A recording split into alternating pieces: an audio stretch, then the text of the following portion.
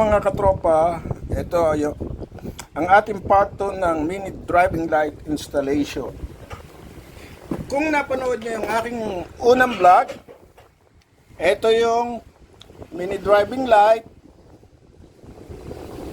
na forward. I-connect natin kasabay ng busina ang kanyang, pagka nagbusina, meron siyang magpa-flash.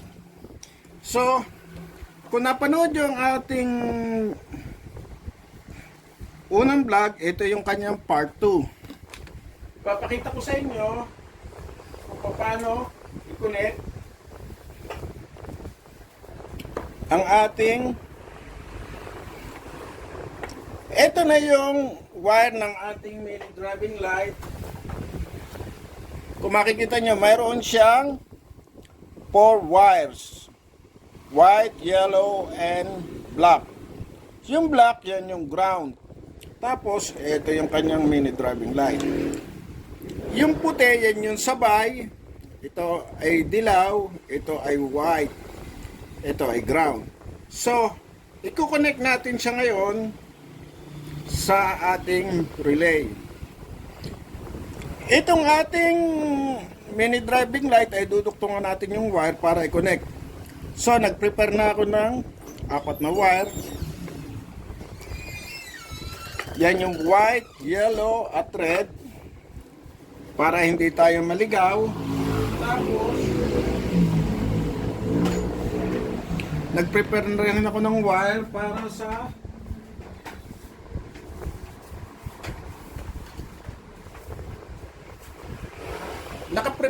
naka-prepare na yung ating lahat ng wire. Ngayon ito, i-connect natin dito, pagsasamahin natin yung dalawang mini driving light, ganun dito, at saka ito, at saka itong ating black, duduktungan natin to ng wire para i-tap sa ating body ground. Ngayon, umpisahan na natin sa ating tatlong relay. Ito yung kanyang tatlong relay. Relay 1, relay 2, at saka relay 3. Itong relay 3, ito ang sa kanyang busina, pag bumusina, kasabay yung ilaw.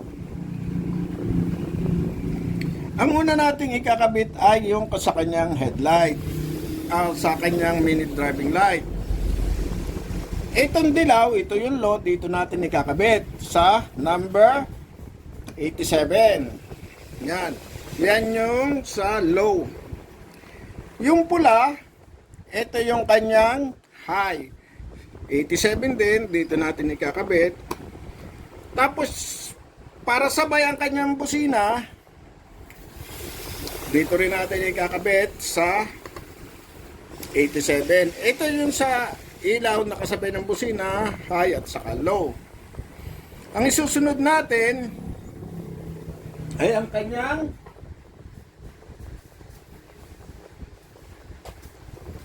ito yung switch ng, ito yung mini driving light switch. May tatlong wire yan.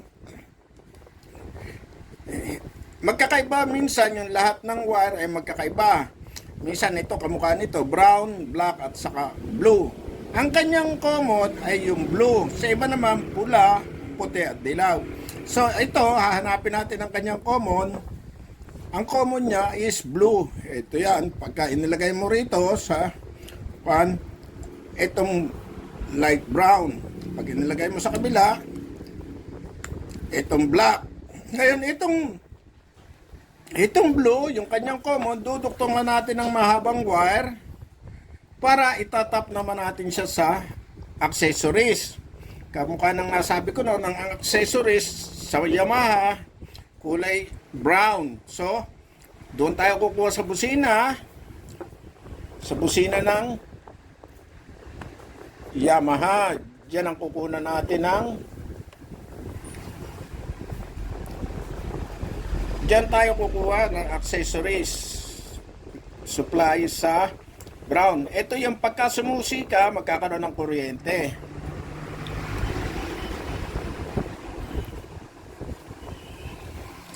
So, ito, kahit magkapalit, pwede natin siyang ilagay dito dito o dito.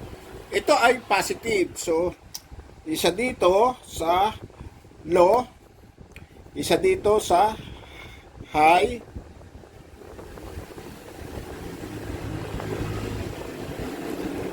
yan. Dalawa na yung naikabit natin. So, ang kulang na lang sa kanya ay ground. Lalagyan natin siya ng ground. Ito, nag-prepare na rin ako ng wire na ikakabit natin. Dalawa yan. Para sa kanyang ground. Ito yung ground niya. 85. 85. Yung dito sa kabila,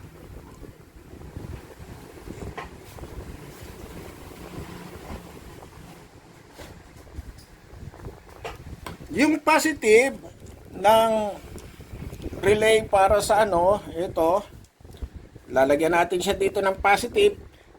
I-connect din natin dito sa wire na itatap natin. Ito. Itong pagsasamahin natin, itong dalawang pula.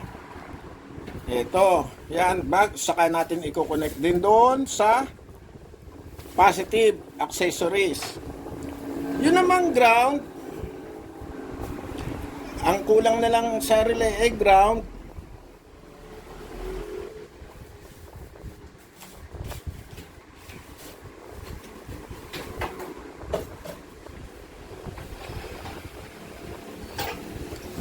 Wala na akong ibang wire. Halimbawa ito, kunwari kulay black ito. Ang ground dito naman natin sa kabila lalagay.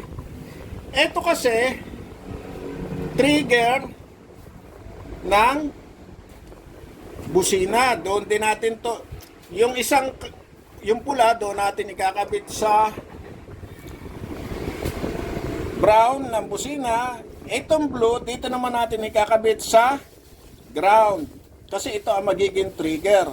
Kapag nagbusina ka, magkakapower ito ng ground, lalagyan siya ng supply na ground, saka iilaw yung ating mini driving light. Ngayon, ganyan, nakakabit na lahat yan. Isa na lang ang kulang.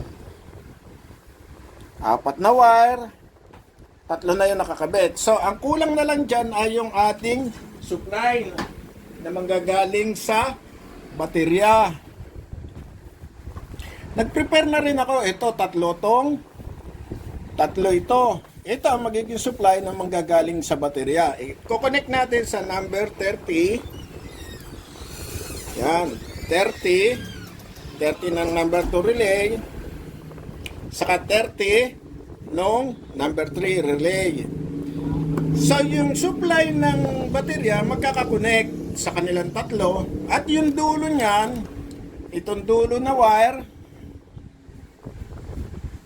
i-connect naman natin to sa baterya. Pero bago natin i-connect, kakabitan natin siya ng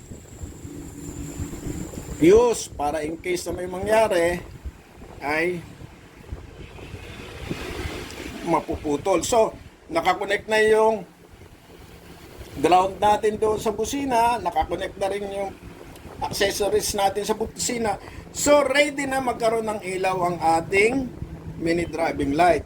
Itong 3 na to, at sa kawan ng mini driving light, i-connect natin. Tapos ito, ground to ng yung black, i-connect din natin yan dito sa black na sa ground din ng ano natin. So, magkakakonect sila. Ready na ang ating mini driving light. So, ang i-connect lang natin sa motor ay yung pula. Itong pula na to, dalawa yan. Yung galing sa R3 at saka yung galing sa dalawang relay. Yan lang yung i-connect natin doon sa accessories